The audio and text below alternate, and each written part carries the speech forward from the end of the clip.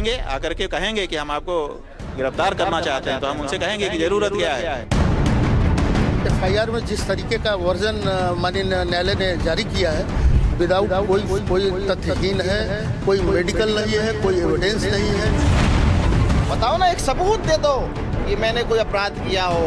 मैं आज ही जो कहूँगा सजा वाटने को पड़ा। न्यायालय ने दोष मुक्त किया है ना, कोई सबूत नहीं मिला। आपके खिलाफ तो इतने एविडेंस हैं, कैमरे में कैद हो चुके हैं। दुख की बात है कि हमारे सनातनी धर्म के पूजनीय शंकराचार्य जी के साथ व्यवहार तब हो रहा है जब भगवाधारी हमारे मुख्यमंत्री हैं।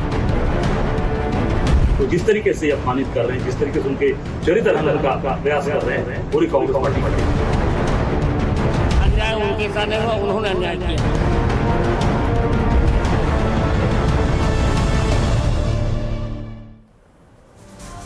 तो 3 का तरकश में आज यूपी की सियासत में छिड़े उसी संग्राम की बात जो शंकराचार्य अभिमुक्तेश्वरानंद को लेकर उठे विवादों से शुरू हुई और अब 2027 की चुनावी पिच किस तरफ सेट हो रही है, इशारा साफ है। गिरफ्तारी की तलवार शंकराचार्य अभिमुक्तेश्वरानंद पर लटक रही है, आरोपों की बौछार हो रही है और जवाबी हमले भी तेज है। इस बीच आशुतोष महाराज थोड़ी देर में एक बड़ा खुलासा करने वाले हैं और एनडीटीवी इंडिया से इस प्रेस कॉन्फ्रेंस से पहले आशुतोष महाराज ने खास बातचीत की है। वो बातचीत मैं थोड़ी देर में आपको सुनवाऊंगी, लेकिन सवाल कई हैं। इस खुलासे से किस तरह का सियासी भूचाल आएगा, अपने ऊपर लगे आरोपों पर जो जवाब उन्होंने दिए हैं, राजनीतिक ध्रुवीकरण की ये पटकथा है क्या? माघ मेले के धर्म क्षेत्र से शुरू हुआ ये विवाद अब सड़क से सियासी गलियारों तक पहुंच गया है। कांग्रेस और समाजवादी पार्टी खुलकर शंकराचार्य के समर्थन में उतर आई हैं, लेकिन क्या ये समर्थन वाकई आस्था है या फिर आगामी यूपी विधानसभा चुनाव का निवेश है? तो आज के बड़े सवाल, क्या पूरा विवाद पॉलिटिकल है? क्या शंकराचार्य की गिरफ्तारी होगी? क्या आरोपों के पीछे कोई राजनीतिक साजिश है? आरोप प्रत्यारोप की इस जंग में सबूत किसके पास है? क्योंकि न्याय की दहलीज पर फैसला सबूतों के आधार पर होगा। और क्या 27 चुनाव से पहले का एजेंडा सेट हो रहा है? तो इन्हीं तमाम सवालों पर बात करने के लिए इस वक्त हमारे साथ खास मेहमान मौजूद हैं। हमारे साथ श्री कृष्ण जन्मभूमि संघर्ष न्यास से दिनेश फलाहारी महाराज जुड़ गए हैं बातचीत में। आचार्य विक्रमादित्य जी हमारे साथ चर्चा में आ गए हैं। आचार्य अजय गौतम जी जुड़ गए हैं। महंत नवल किशोर दास जी हमारे साथ इस बातचीत में शामिल हैं। सबसे पहले यहाँ पर आचार्य विक्रमादित्य, आपके साथ मैं शुरुआत कर रही हूँ। आशुतोष महाराज आज एक प्रेस कॉन्फ्रेंस करने वाले और उससे पहले एक्सक्लूसिव बातचीत एनडीटीवी के साथ कर चुके हैं और जो बातचीत मैंने उनसे भी थोड़ी देर पहले की, उन्होंने बड़ा क्लियर कट कहा है कि आरोप लगाने वाले कौन है, एफआईआर का डिसीजन देने वाला कौन है।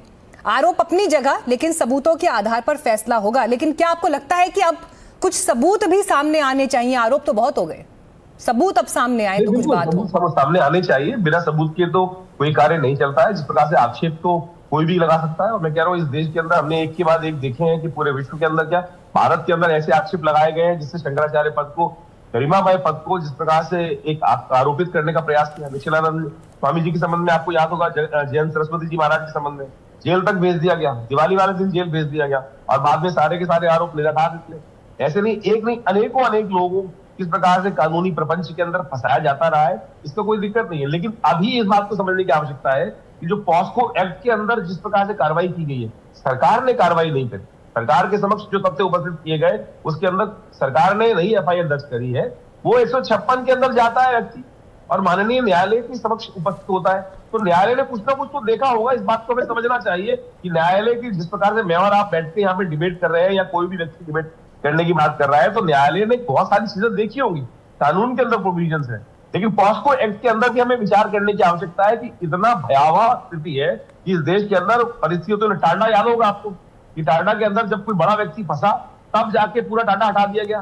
लेकिन उससे पहले ऐसा कानून बना दिया गया था जिसके अंदर केवल जो जांच एजेंसी उन्हीं के पास राइट होते थे। उसी प्रकार से पॉस्को के अंदर भी इतनी भयावह स्थिति बनाई गई है कि अंदर अगर व्यक्ति जिसका उसका दुरुपयोग बहुत ज्यादा किया जा रहा है। ठीक है, इस बात को मैं अजय गौतम जी, ठीक है अजय गौतम जी, कर नहीं तो डर नहीं, सीधा सवाल उनका यहाँ पर ये है। लेकिन बड़ी बात ये है कि आपको भी लग रहा है कि अब सबूत सामने आए। मैं देख रही हूँ बड़े सारे कागज आज आप लेकर बैठे हैं अपने पास, कुछ है डॉक्यूमेंट्स आपके पास? मैं आपको पहले थोड़ा सा मैं आपको मीनाक्षी जी अवगत करा दूं। इसी आशुतोष महाराज और आशुतोष गुंडा जो 25,000 का इनामी बदमाश है। इसकी कल एक शिकायत हमने ऑनलाइन झुंसी थाने में कर दी है, कमिश्नर ऑफ पुलिस प्रयागराज को करी है कि कैसे इसने कॉन्स्पिरेसी के तहत ये FIR दर्ज कराई है। जिन बच्चों का ये जिक्र करता है कि ये झांसी, ये जो इसके विद्या मठ में रहते थे और इसको उन्होंने अप्रोच किया, वास्तविकता ये है कि पूरे एक महीने से वो बच्चे इसी के पास थे और इसी कस्टडी में थे। पूरे के पूरे सबूत जो थे इसकी फेसबुक पर पड़े हुए थे, जो इसने डिलीट कर दिए। इसने किन किन लोगों को फोन किया झूठी गवाही देने के लिए, किन किन लोगों को यहाँ तक धमकी दी, यहाँ तक कि विदेशी नंबरों से फोन कराए, वो सारे सबूत कल हमने ईमेल के द्वारा कमिश्नर ऑफ पुलिस को दे दिए ताकि ये पूरी साजिश का पर्दाफाश हो। अब मैं अपनी बात पर शुरू करता हूँ। बात यह है मीनाक्षी जी, हम ये सबसे पहले देखते हैं कि जिसने आरोप लगाया उसकी लोकल स्टैंडर्ड क्या है। आरोप लगाने वाला कौन है? 22 केस जिसमें दर्ज है, 6 महीने का लिए तड़ीपार है, हिस्ट्री शीटर है, गैंग रेप से लेके गौ हत्या तक के सारे मुकदमे उसके पास दर्ज है, जिसको एरिया का दरबदर किया गया, जो एक्सटॉर्शन के लिए मशहूर है। बहुत सारे इसके खिलाफ अजय गौतम जी, मैं ना अभी सुनवाऊंगी वो सारे सवाल, क्योंकि जो आरोप आपने लगाए मैंने एग्जैक्टली यही सवाल आशुतोष महाराज से पूछा है कि भाई ये आपके ऊपर आरोप हैं, 20 मुकदमे दर्ज हैं, आप पाकिस्तान के नंबर से फोन करवा लेते हैं, आपको Z+ सुरक्षा चाहिए। जो अभी 2 दिन पहले दिनेश फलाहारी मेरे शो पर बैठे थे और उन्होंने उस समय ये बात बोली थी कि कैसे फर्जी केश लगा के, फर्जी जटाएं लगा के घूम रहे हैं वो। इन सब पर उन्होंने कहा कि या तो सबूत आप लोगों के पास है तो रखिए सार्वजनिक मंच पर, दूध का दूध पानी का पानी करिए। अब देखिए हो क्या गया है ना, देश में ऐसी स्थिति बन गई है, जो दर्शक इस वक्त मेरा घर बैठकर 3 का तर्कश देख रहा है, चाहे मोबाइल पर देख रहा है चाहे टीवी पर देख रहा है, मुझे ये समझ में नहीं आ रहा कि मेरा दर्शक किसकी बात पर यकीन करे कि कौन सच बोल रहा है कौन झूठ बोल रहा है। बिना सबूत के बात नहीं करूंगा मैं, बिना सबूत के बात नहीं करूंगा। ठीक है, जरा एक बार उनके हाथ में डॉक्यूमेंट उसको फुल स्क्रीन करके दिखाइए, जरा क्या दिखा रहे हैं सर, जरा बता दीजिए, मैं इतनी दूर से देख नहीं पा रही हूं, जूम करके दिखाइए जरा क्या है उनके हाथ में। ये नंबर वेरीफाई कर लीजिए, क्या ये आशुतोष महाराज का है या नहीं, यही नंबर FIR में लिखा है या नहीं या नहीं। और यही नंबर लेकर उसने लगातार फोन किया मठ के लोगों को कि उसके फेवर में गवाही दे दें और आइडेंटिफाई कर ले कि हाँ ये बच्चे कभी मठ के अंदर आए थे। इन चीजों को लेकर यहाँ तक कि विदेशी नंबरों से फोन करने की कॉज लिस्ट है, हम तो आपके सामने पूरे सबूत रख रहे हैं। और ये कब है? FIR 25 जनवरी जिस दिन पहली बार FIR लिखी गई है उस तारीख से लेके और 22 फरवरी यानी 3 दिन पहले तक लगातार इसने लोगों को धमकियां दी और दिलवाई है विदेशी नंबरों से कि अगर उसके फेवर में गवाहियां नहीं दोगे तो जान से मरवा देगा। यहाँ तक कि डिजिटल अरेस्ट करा है इसने मठ के लोगों को। ये सारे के सारे सबूत है। मैं तो कह रहा हूँ फॉरेंसिक जांच कराओ, हम अपना मोबाइल डिपॉजिट करने के लिए तैयार है। नवल किशोर दास जी, ठीक है नवल किशोर दास जी, राज्य में योगी आदित्यनाथ की सरकार है, कानून व्यवस्था का बोलबाला है, सरकार अपनी उपलब्धि बताती है लॉ एंड ऑर्डर को, और आशुतोष महाराज पर जिस तरह के आरोप अभी अजय गौतम लगा रहे हैं कि अगर इतना बड़ा आदमी जो इस तरह से सब चीजों को अपने काबू में रखकर कहीं पर फोन करवा देगा, किसी को जान का खतरा डलवा देगा, किसी को धमकी दिलवा देगा, इतनी चल रही है आशुतोष महाराज की और पुलिस को फर्क नहीं पड़ रहा, कोई शिकायत जारी तो कोई असर नहीं हो रहा है। चल क्या रहा है उत्तर प्रदेश में? ये नहीं, क्या चल रहा है ये तो प्रशासन के लोग जिम्मेदार हैं, वो जवाब देंगे। मैं वहाँ के शासन प्रशासन का प्रतिनिधि नहीं हूँ, परंतु चिंतित जरूर हूँ, परेशान जरूर हूँ। जो भी षड्यंत्र चल रहा हो, पर कहीं न कहीं संतप्त को बदनाम और अपमान करने का षड्यंत्र ठीक नहीं है। लोग कोई भी राजनीति करे, किसी पार्टी को हमें से कोई मतलब नहीं, परंतु मुझे लगता है देश की जो मर्यादा है वो सुरक्षित रखना चाहिए। यदि कोई वास्तव में कुछ गलती हुई है तो प्रशासन वहां का देके जांच करे, अपना दूध का दूध पानी का पानी हो जाए। किंतु इसमें कोई राजनीतिक षड्यंत्र है तो चिंताजनक है, क्योंकि पूर्व में कई घटनाएं जो घटी उसे लेकर के आज भी साधु समाज को कहीं भी चलते रोड पर उपहास का पात्र बनना पड़ता है। बिल्कुल, इसलिए मैं तो इतना ही निवेदन करूंगा आपके माध्यम से कि राजनीतिक लोग अपनी राजनीति करें, परंतु प्रार्थना इतनी है कि देश की मर्यादा बनी रहे। स्वामी जी से भी मैं यही प्रार्थना करूंगा, कहीं न कहीं पूर्व में हो सकता है उन्होंने कुछ जो शब्दों का प्रयोग किया हो उसके कारण ऐसा कुछ हो, और यदि घटना घटी है तो चिंताजनक है, और नहीं घटी है तो उससे भी ज्यादा चिंताजनक है। संतों को राजनीतिक गोटियां न बनाएं, ऐसा मैं निवेदन करूंगा, पर देश की मर्यादा बनी रहे, ऐसा भी मैं सबसे निवेदन करता हूं। वर्तमान में समग्र हिंदू समाज को एकजुट करने का हम लोग प्रयास कर रहे हैं। ऐसी घटना और दुर्घटनाओं से कहीं न कहीं मुझे लगता है बहुत बड़ा नुकसान होता है समाज का और सनातन का। अब मुझे नहीं पता इसमें कितनी सच्चाई है, कितनी गलत है, ये तो प्रशासन जाने जो विवेचना करेगा, परंतु समाज के लिए ठीक नहीं है। यदि ऐसा हुआ है तो भी ठीक नहीं है, और नहीं हुआ है तो उससे ज्यादा चिंताजनक है। केवल राजनीति के कारण किसी को बदनाम किया जाए, मैं उससे सहमत नहीं। क्योंकि संतुष्ट रहना चाहिए तो सनातन रहेगा। महंत किशोर दास जी, आप अखाड़ा परिषद के स्पोक्स पर्सन भी हैं और मुझे बड़ी खुशी है कि आज आप जब पैनल पर आए हैं आपने एक ऐसी बात की है जो धर्म की बात है, और आज जो कम से कम टीवी डिबेट्स में अगर घर बैठा दर्शक देखता है और वो देख रहा है कि कैसे साधु संत की समाज के बीच में एक विभाजन राजनीतिक परिस्थितियों और विचारधाराओं के आईने में दिखाई दे रहा है, बड़ी तकलीफ हो रही है देखकर इस वक्त कि जिस तरह के आरोप सामने आ रहे हैं उस पर किस बात पर यकीन करें, किस बात पर यकीन ना करें। हालांकि अब फैसला तो अदालत में होगा, कानून संविधान अपने हिसाब से काम करेगा। दिनेश फलाहारी जी, आपने तो कई आरोप लगाए हैं इससे पहले भी, मुझे ये बताइए आज जो प्रेस कॉन्फ्रेंस होने वाली है, और मैंने आज सवाल आशुतोष महाराज से स्पेसिफिकली आपके आरोपों पर पूछा था जो 2 दिन पहले आप शो पर आकर बोलकर गए थे, उन्होंने कहा कि क्या उन्होंने उल्टा आपके क्रेडेंशियल्स पर सवाल उठाया है। मैं वो हिस्सा सुनवाऊंगी अभी बातचीत का आगे कार्यक्रम में, इससे जितने दर्शक जुड़े हुए हैं आप इंतजार करिएगा, मैं थोड़ी देर में वो बातचीत सुनवाने वाली हूं। लेकिन दिनेश फलाहारी जी, कैसे सच और झूठ का फैसला होगा? आप कह रहे हैं वो फ्रॉड है, वो कह रहे हैं आप फ्रॉड है। देखिए, आप सभी को राधे राधे। वो 25,000 का इनामी बदमाश रहा है, उसने न जाने कितने लोगों पर वहां सामने में फर्जी FIR दर्ज कराई है। उस पर 2 दर्जन आपराधिक केस है, गौहत्या का केस है, बलात्कार का केस है। ऐसी कोई IPC की धारा नहीं है जो उस पर नहीं लगी हो।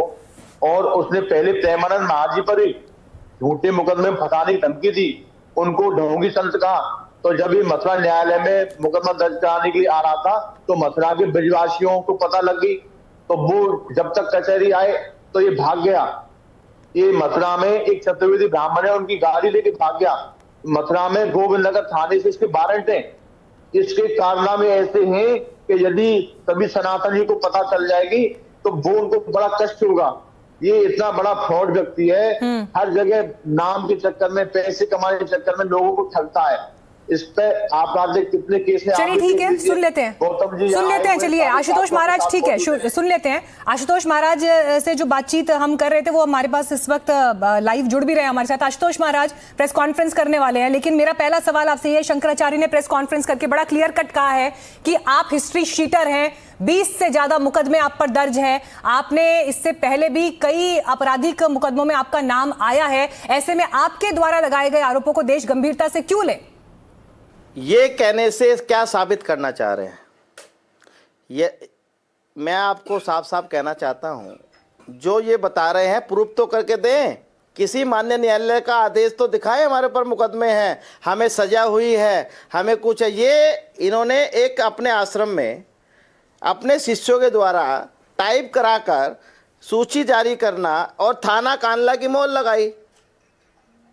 इसके खिलाफ हमने 18 फरवरी को थाना कानला, उसी थाने में जहां की सूची दिखाई है, फर्जी बनाई है, इनके खिलाफ मुकदमा पंजीकृत हो गया है। पुलिस विवेचना कर रही है, इनके ढूंढ रही है ठिकानों पर इनके शिष्य जो गायब हो गए हैं। तो मैं कहना चाहता हूं, हिस्ट्री शीटर की बात करें, हिस्ट्री शीटर तो अभिमुक्तेश्वर को बनाना चाहिए उत्तर प्रदेश पुलिस को। इनके ऊपर 8 मुकदमे हैं जिसकी सूची हम लोग जारी कर रहे हैं। 8 मुकदमे हैं, और उत्तर प्रदेश का कानून नहीं, भारत का कानून कहता है किसी भी व्यक्ति के ऊपर 5 मुकदमे हो, चाहे फर्जी हो चाहे सही हो, उसको हिस्ट्री शीटर की सूची में रखा जाना चाहिए। इनका क्यों नहीं रखा है, मैं पूछना चाहता हूं। बहुत बड़ा मैं प्रश्न कर रहा हूं। ठीक है, आप उन पर उल्टे आरोप लगा रहे हैं, लेकिन ये तो बताइए, अभी मेरे शो पर बैठे हुए दिनेश फलाहारी लाइव बैठे हुए हैं, उन्होंने कहा जो केश आपने लगा रखे हैं, आपकी जटाएं जो हैं वो फेक हैं। उन्होंने कहा आपने झूठा नाम लेकर संन्यास धारण किया हुआ है, लेकिन उसके पीछे आपके सब 2 नंबर के काम चलते हैं। 20 से ज्यादा मुकदमे आप पर दर्ज हैं, और वो खुद बता रहे हैं कि एक केस तो उनसे जुड़ा हुआ है जिस पर शिकायत है, पाकिस्तान के नंबर से आप खुद को फोन करवाते हैं कि आपको जो है Z+ सुरक्षा दी जाए। कैसे आपके दावों को फिर सही माना जाए? यही तो दिक्कत आ रही है, संत नहीं बोल रहे हैं। ये दिनेश शर्मा जो है मथुरा का समाजवादी पार्टी का नगराध्यक्ष रहा है, समाजवादी पार्टी और कांग्रेस के लोग बोल रहे हैं। एक भी ये बाबा किसने बनाया, कहाँ से बाबा बना? इसकी लड़की है, इनके बच्चे हैं, इनकी पत्नी है, ये प्रॉपर्टी का धंधा करता है, इनके ऊपर प्रॉपर्टी के कई आरोप है जो भ्रष्टाचारी की है। असली बात ही है, दिनेश शर्मा श्री कृष्ण जन्मभूमि में पक्षकार थे हमारे साथ में। अच्छा, आपके साथ ही थे। आदम पैरवी के कारण इनका मुकदमा 10 नंबर है उसका, वो खारिज हुआ था, रजिस्ट्रेशन इन्होंने डाला है। ये मुझे इसलिए अपमानित करना चाहते हैं क्योंकि अभी 30 जनवरी 2026 में माननीय हाईकोर्ट ने एक आदेश जारी किया है कि कोई भी अपने आगे, ये दिनेश शर्मा ने अपना मुख्य याचिकाकर्ता लिखा, अपने नाम के आगे लिखा अध्यक्ष श्री कृष्ण जन्मभूमि मुक्ति न्यास का अध्यक्ष लिखा, तो माननीय न्यायालय ने साफ साफ आदेश किया कोई इस प्रकार का आदेश नहीं लिखेगा और मीडिया कर्मी भी ऐसे खबर को करते हुए बचे। इसलिए मेरे से चिढ़ रहे हैं। यदि इनका जो ये आरोप बता रहे हैं कि हम ऐसे ऐसे इन्होंने हमारे खिलाफ किया, तो क्यों नहीं मुकदमा पंजीकृत कराया, कोर्ट में चले जाते, कहीं चले जाते। खैर, मेरा मुद्दा भटकाने की बात हो रही है, मुझे चारों तरफ को घेरना चाह रहा है क्योंकि मेरा एक मिशन है, मैं टेक्निकल हूं, श्री कृष्ण जन्मभूमि का मुख्य पक्षकार हूं और उसकी पैरवी इन पर्सन खड़ा होकर करता हूं अपने। नहीं, लेकिन मेरा सवाल ये है आशुतोष महाराज, मेरा सवाल ये, आप इतने बड़े आदमी हो गए हैं आप उत्तर प्रदेश में कि पूरा उत्तर प्रदेश आपके पीछे पड़ गया है, पूरा संत समाज आपके पीछे पड़ गया है। दिनेश फलाहारी भी फ्रॉड है, अगर अजय गौतम यहाँ बैठ के आरोप लगा रहे हैं वो भी फ्रॉड है, कोई भी और जो आपके ऊपर सवाल खड़े कर रहा है, शंकराचार्य आप पे सवाल खड़े कर रहे हैं, तो सब आपके दुश्मन है, इसलिए वो आप पे सवाल खड़ा कर रहे हैं। अभी 2-3 दिन पहले की बात है, एक व्यक्ति आया ना मीडिया के सामने, मुंह पर कपड़ा बांधा, लेकिन क्या कहा उसने कि आशुतोष पांडे नाम से एक आदमी का फोन गया और उसने कहा कि ये शंकराचार्य बड़ा हवा में उड़ रहे हैं, बड़ा इनकी चल रही है, इनको जरा थोड़ा सा जमीन पर लाना है, इसलिए सपोर्ट करो, जो हम बता रहे हैं वो बोल दो, आरोप लगा दो। तो लोग आ रहे हैं ना, मीडिया के सामने आ रहे हैं, पुलिस पे शिकायत दे रहे हैं। बताना चाहता हूं ये कौन है जो क्यों है ये लोग आपके खिलाफ? ये मुंह पे कपड़ा क्यों पहना हुआ है? ये लड़की तो नहीं है ना, ये है, ये वाली पार्टी भी नहीं है, तो क्यों नहीं ओपन हो रहा है? इसका चेहरा क्यों छुपाया गया है? यदि उसने हमको कॉल किया है तो कॉल डिटेल साबित करे। तो कह रहे हैं ना आपसे जान का खतरा है। कोर्ट में जाए, मेरे खिलाफ कहाँ मिला है मुझसे, वो कोई एविडेंस तो देना पड़ेगा ना। जैसे हमने एविडेंस दिया है अभिमुक्तेश्वर और अन्य अभियुक्तों के खिलाफ, माननीय न्यायालय में दिया है, पुलिस ने नहीं सुनी हमारी, हम न्यायालय गए, न्यायालय ने हमारी बात देखी, सीढ़ियां देखी, सब कुछ देखा है, जब भी तो मुकदमा दर्ज हुआ है। ये भी चले जाए, यदि मैंने ऐसा अपराध किया है, पहले मैं शिकायत चली गई है, अजय गौतम बता रहे हैं। ये कौन है? ये अभिमुक्तेश्वर का चेला जो उप मुख्यमंत्री रहा है, उसका चेला एमएलसी है, सजानपुर का रहने वाला। वह मेरे संगठन में ब्राह्मण सभा में जब मैं राष्ट्रीय अध्यक्ष था, मेरे साथ काम किया है। इन्होंने अपने अभिमुक्तेश्वर से मिलकर उस व्यक्ति को लेके आए, पैसे के बल पे लाए हैं। उसकी यदि मेरे खिलाफ कोई एविडेंस है तो एसएसपी सजानपुर के पास क्यों नहीं गए? एसएसपी बनारस के पास क्यों नहीं गए? अभिमुक्तेश्वर क्या पुलिस अधिकारी है? वह तो एक कुकर्मी है, वह तो खुद दर दर भटकेगा, जेल की यातना कांचेगा, जिसने इतने बड़े कुकर्म के छोटे छोटे नाबालिग बच्चे हमारे भटुक हैं, उनके साथ अत्याचार किया है। नहीं, ऐसे लोग आपको सबूत क्या है आपके पास? पास जाइए आप, सबूत क्या है? बार बार एक कथित सीडी का जिक्र आ रहा है, आप लोग कह रहे हैं 8 से 9 सीडी आपके पास हैं, कहां से वो सीडी आपके पास आ गई, कैसे वो सीडी आपके पास पहुंच गई? ये बटुक ब्राह्मण जो है वो आपके ही पास क्यों पहुंचे?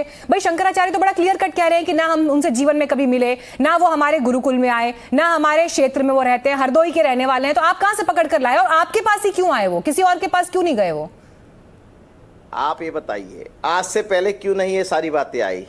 जब हमने अभिमुक्तेश्वर के खिलाफ सारे सबूत दे दिए, जब ये बातें, किस अधिकारी की बात कर रही है आप? उस अधिकारी की जिसने मुझे जेल में भेजने का काम किया है 2017 के में, मुझे जेल में सड़ाने का काम किया, उस अधिकारी की बात कर रहे हैं ना, जिसने मुझे माघ मेले में, मेला कुंभ में मुझे सुरक्षा नहीं दिया, उस अधिकारी की बात कर रहे हैं, उस अधिकारी की बात कर रहे हैं। यदि वो यहाँ पर अधिकारी है तो क्यों नहीं मेरा मुकदमा दर्ज हुआ? मेरे संबंध है, क्यों नहीं मुझे सुरक्षा दे रहे हैं लोग? इतनी बड़ी घटना होने के बाद अब आपको बता दें, उस अधिकारी ने मेरे पर जेल भिजवाया था, जिसमें मुझे माननीय न्यायालय से स्टोर न्याय मिल गया है, दोष मुक्त हो गया है। वह एक एआई के द्वारा फोटो बनाया गया है, आपको फोटो में ही साफ देख लीजिए, नाड़ अलग जोड़ दी गई, फोटो अलग, फोटो भी स्क्रीन पे दिखा दीजिएगा एक बार, केक काटने वाली। फर्जी है, ये षड्यंत्र है, और षड्यंत्र अब चलने वाला नहीं है, अब कलयुग का अंत है। हम ऐसी सजा, ऐसे साक्ष्य हमने माननीय न्यायालय में और सभी जगह दे दिए हैं, अब इनको सजा के अलावा कुछ नहीं होगा। चलिए, धन्यवाद आपका समय देने के लिए, हमारे साथ जुड़ने के लिए। देखिए, आपके अपने दलीलें, अपने पक्ष में आपने जो बातें की वो सब हमारे सामने हैं, लेकिन अब आप प्रेस कॉन्फ्रेंस में क्या कहते हैं वो देखना होगा। हाँ, अजय पाल शर्मा जी, गौतम जी, हाँ, आचार्य अजय गौतम जी, माफ कीजिए, मैं थोड़ा नाम में कंफ्यूज हो गई। कितनी बढ़िया बात कही अभी इन्होंने, ये जो बैठे थे, ये जो यहाँ पे 25,000 के इनामी तड़ीपार, कितनी बढ़िया बात इन्होंने कही। एआई से जब फोटो बन सकती है तो एआई से सीडी नहीं बन सकती? अपनी बात में जवाब दे गया ना। एआई से आप फोटो, दूसरे की जो जेन्युइन फोटो है वो तो कह रहा है एआई से बनी है, तो भाई एआई से तो सीडी भी बन जाती है। एआई से क्या कुछ नहीं बन सकता आज की तारीख में। दूसरी बात मैं आपको बता दूं, मेरे साथ महंत नवल किशोर दास जी बैठे हैं, मेरे लिए बड़े सम्माननीय। प्रत्यक्षम किम प्रमाणम, पूछिए आज से 2 साल पहले महंत जी के ही एक शिष्य के ऊपर ठीक इसी तरीका का आरोप लगा था और माननीय दिल्ली हाईकोर्ट ने कहा कि आरोप झूठा है। इनके जब उनके ऊपर इनके शिष्य पे लगा हुआ आरोप झूठा साबित हो सकता है, मैं नाम नहीं लूंगा गरिमा के कारण, लेकिन मैं महाराज जी से कहूंगा, महाराज जी आप भी जानते हो उस पर आरोप लगा, वो महीना बिना बात के जेल में 6 महीने जेल काटी उस व्यक्ति ने, और बाद में माननीय हाईकोर्ट ने कहा कि ये झूठा, इसमें बच्चों को धमका के मुकदमा लिखवाया गया। तो जब अपनी बारी है तो झूठा मुकदमा, और दूसरे ने के ऊपर बात आ गई तो किया या नहीं किया, पूछ लीजिए। मैं तो नवल किशोर दास जी से प्रश्न कर रहा हूँ। महन जी, आपको भरोसा है जो बातें आशुतोष महाराज अभी पैनल में बैठ के इतना बहुत कुछ बता के चले गए, हमारे पास ये सबूत वो सबूत, ऐसा दिखा देंगे वैसा बता देंगे, शंकराचार्य जी पर बड़े गंभीर आरोप लगाए, आपको यकीन हो रहा है इनकी बातों पर? आपका पर्सनल ओपिनियन क्या है, मुझे बताइए। मुझे तो क्षमा कीजिए, सब पूरे प्रकरण में राजनीति लग रही है और अकारण सनातन को कलंकित करने का प्रयास किया जा रहा है, जिससे हम पूरा साधु समाज विकृत है। देखिए, किसी व्यक्ति से हमारे व्यक्तिगत वैचारिक मतभेद हो सकते हैं, परंतु व्यक्तिगत वैचारिक मतभेद के कारण पूरे समाज को कलंकित करना मैं सहमत नहीं हूं। मैंने पहले कहा है कि कोर्ट ने कहा है एफआईआर करने के लिए, ठीक है, एफआईआर हो गया, अब उसका निरीक्षण परीक्षण हो, वहां के अधिकारी उसका विवेचना करेंगे। भगवान करे ये सब घटना न घटी हो, मैं तो स्पष्ट कह रहा हूं, क्योंकि व्यक्ति के कारण नहीं, वो एक संत है, एक पद पर बैठे हैं, तो इससे पूरा संतत्व तो पूरे सनातन को खिल्ली उड़ाने का। महंत जी, एक सवाल का जवाब दीजिएगा। आप तो शंकराचार्य अविमुक्तेश्वरानंद जी को बड़े लंबे समय से जानते हैं, मुलाकातें भी हुई होंगी, अलग अलग धार्मिक कार्यक्रमों आयोजनों में मिले हैं। जब पहली बार आपने ये सुना कि उनके ऊपर यौन शोषण का आरोप है, मुझे आप अपनी राय बताइए, आपको एक बार भी यकीन हुआ इस बात पे कि ऐसा संभव है या ऐसा हो भी सकता है? नहीं, मुझे तो अभी भी विश्वास नहीं। मेरा व्यक्तिगत राय आप पूछ रहे हैं, मुझे तब विश्वास था, आज विश्वास है। कोई भी साधु जो उस भेष को रखे बहुत कुछ सोचता है, उसे लगता है कि ऐसा कुछ होगा, तो इसके बाद मृत्यु के अलावा कुछ है नहीं। बात सजा की नहीं है बहन जी, मैं प्रार्थना कर रहा हूं हाथ जोड़ के। साधु को सजा लेने से, ऐसा घटना घटने से पहले ही मर जाता है। कानून कोर्ट तो बाद में सजा देगा जी। उसके संतत पर जब चलिए, आप एक संत के आचरण, उनके त्याग, तपस्या और उनके आधार और सनातन के लिहाज से आप बात करें, लेकिन प्रेस कॉन्फ्रेंस का रुख कर लेते हैं। आशुतोष महाराज अभी एनडीटीवी इंडिया पर थे, प्रेस कॉन्फ्रेंस कर रहे हैं, कुछ तस्वीरें दिखा रहे हैं। ये असली अभियुक्त है अविमुक्तेश्वरानंद, हमको पत्र दे रहा है, हमको पत्र सौंप रहा है।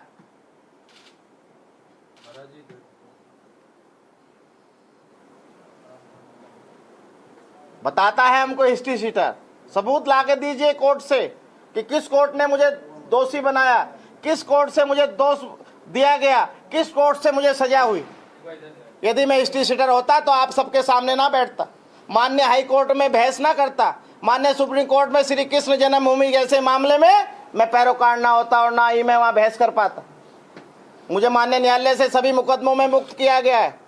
मुझे माननीय न्यायालय से जो सपा गवर्नमेंट, इनका चेला अखिलेश यादव, उसकी सरकार के अधिकारी 2013 में अब्दुल अमीर मुसलमान ने अधिकारी को सामने लाया गया और मेरे ऊपर हिस्ट्री शीटर खुलवाई गई, जबकि कोई भी मुकदमा मेरे ऊपर 307 और बलात्कार या कोई गंभीर धारा का नहीं था उस समय।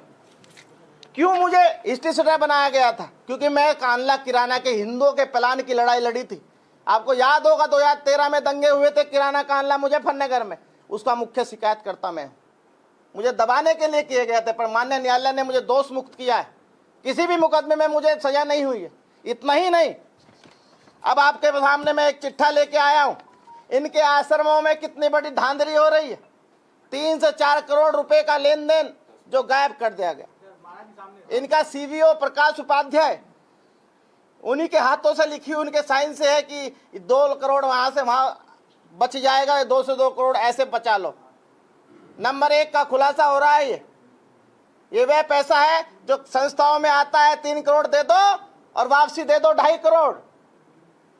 देख लीजिए, कोई उनके हाथ की राइटिंग है, ये वही सीईओ है, ये देखिए उनके साइन भी नीचे है।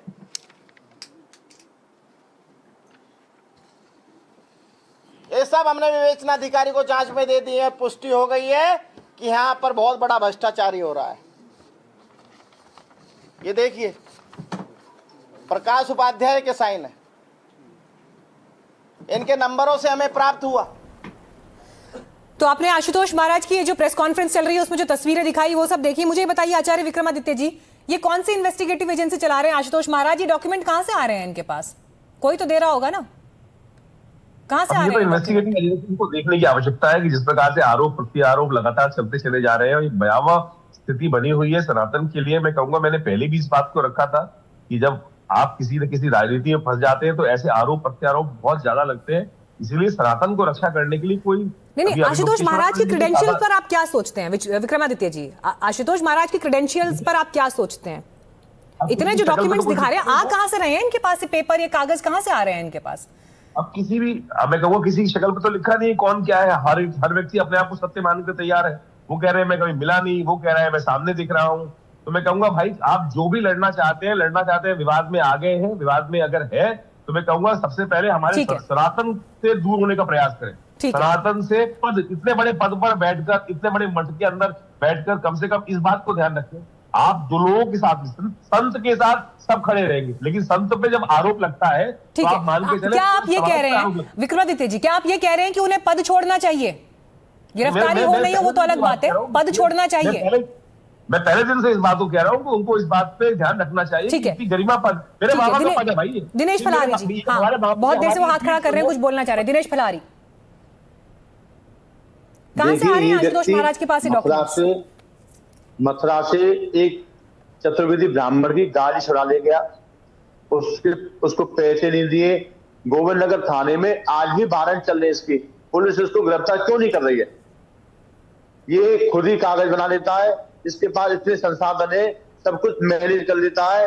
ये संतों को फंसाने का प्रयास कर रहा है। पहले भी प्रेमानंद महाराज जी पर इसने फर्जी केस लगाने का प्रयास किया, यहाँ की जनता ने इसको भगाया। ये आदमी अच्छा नहीं है, ये फ्रॉड आदमी है। ठीक है, अजय गौतम जी, बड़ा संक्षेप में जवाब दीजिएगा, ये डॉक्यूमेंट्स कैसे आ रहे हैं इनके पास? ये आप मुझे बताइए, हमने जो आपको डॉक्यूमेंट दिखाए वो ऑथेंटिसिटी है। 21 इसके खिलाफ 21 मुकदमे प्रेजेंट में दर्ज हैं, प्रेजेंट में जिनमें विवेचना चल रही है। थाने की मोहर दिखा दी, उसको ये कहता है आई है, और ये खुद फोटो स्टेट लेके घूम रहा है जिसकी कोई अथेंटिसिटी नहीं है, जिसकी कुछ नहीं है। उसके लिए कौन इसके लिए आंसरेबल है? ये है कौन? इसका लोकस समझिए मीनाक्षी जी, ये लोग देश के लिए। तो मैं तो यही पूछ रही हूँ ना आपसे, आपकी नजर में कौन है? क्या आप ये कह रहे हैं, क्या आप ये कह रहे हैं कि प्रशासन का संरक्षण है, वरद हस्त है इनके ऊपर? क्या आप ये कह रहे हैं? और कह रहे हैं तो फिर खुल के बताइए। आप मुझे बताइए, ये अभी प्रयागराज में सर्किट हाउस में रुका हुआ है, ये किस हैसियत से, किस पद से, किस अधिकार से इसको सर्किट हाउस अलाउड हुआ? आप ही बता दीजिए। सर्किट हाउस तो उसी को मिलेगा जो सरकारी अधिकारी है, या सरकार के जो है, तो बता दीजिए सर्किट हाउस में कैसे रुका हुआ है? ये कौन सा एमपी एमएलए है जिसने इसको सर्किट हाउस खोल के दे दिया? और ये सरकारी जमीन है, सरकारी इमारत है, आइए यहाँ बैठ के प्रेस कॉन्फ्रेंस करिए। टोटली मैं आपको बता रहा हूँ, it's a state sponsored terrorism, मैं आपको बता रहा हूँ। चलिए, आचार्य अजय गौतम ने यहाँ पर एक बड़ी लाइन दी है, एक बड़ी बात उन्होंने की। उन्होंने कहा कि ये स्टेट स्पॉन्सर्ड है, सरकार प्रशासन पर उनकी तरफ से बड़े गंभीर आरोप। महंत जी, अंतिम सवाल के लिए मैं आपके पास आ रही हूँ। महंत जी, शंकराचार्य अविमुक्तेश्वरानंद ये कह रहे हैं कि उनके खिलाफ षड्यंत्र हो रहा है। गिरफ्तारी ऐसे मामलों में फौरन होती है, पॉक्सो के जो केसेस होते हैं, अभी तक नहीं हुआ है अरेस्ट। क्या आपको ये लग रहा है कि उनको पद से वो हट जाएं, हटा दिए जाएं, इसके लिए एक दबाव बन रहा है? और क्या आपकी नजर में उनको पद से हटना चाहिए? धर्म क्या कहता है इस वक्त? देखिए, मैं एक निवेदन करूं, पद पर रहना या हटना ये कोई शासन प्रशासन के अधिकार में नहीं होता। पूर्व में हमारे यहाँ काशी विद्युत परिषद अभिषेक करती थी किसी भी आचार्य का। वर्तमान में अखाड़ों की अनुमति से, अनुमोदन से कोई भी आचार्य पद पर अभिषिक्त होता है। परंतु मैं पहले आपको प्रार्थना की है कि जब किसी संत पर, साधक पर या किसी भी प्रतिष्ठित व्यक्ति पर कोई अवांछनीय आरोप लगते हैं तो वो व्यक्ति उसकी तो समझो उसी समय प्रतिष्ठा की मरे उतने जिन कीर्तनाएं, तो मृत्यु जैसा हो जाता है। हाँ, पूर्व में जरूर स्वामी जी का कुछ ऐसा व्यवहार रहा जो प्रशासन से उनका टकराव रहा, वो एक अलग विषय है। पूर्व किसी प्रकरण के कारण ऐसा हो रहा है तो निंदनीय है, और दुर्भाग्य से ऐसी कोई घटना घटी है तो निसंदेह ऐसा घटा होगा तो उनको पद से हटना ही पड़ेगा, उसमें कोई दौरा ही नहीं। परंतु भगवान करे, मैं तो इतना ही कहूंगा साधु होने के नाते कि इस प्रकार का वांछनीय आरोप किसी पर न लगे, साधु पर नहीं, किसी पे भी नहीं लगे। ठीक है। और भगवान करे इससे उनकी रक्षा हो और साधुता सुरक्षित रहे, इतनी भगवान से मैं प्रार्थना करता हूँ। बाकी प्रशासन जो करेगा करेगा, जो कोर्ट करेगा करेगा। चलिए, हम क्या आरोप बहुत गंभीर है और उन आरोपों के इर्द गिर्द जितने और बाकी बयान हैं वो भी उतने ही गंभीर हैं। इस देश में किसी भी तरह के यौन शोषण के अपराध को, और वो भी तब जहां पर बटुक ब्राह्मणों ने ये आरोप लगाया है, उसे संजीदगी से लेना ही होगा। लेकिन आप सभी हमारे साथ जुड़े, हमने सभी पक्षों को आपके सामने रखने की कोशिश की। धन्यवाद आप सभी का हमारे साथ जुड़ने के लिए।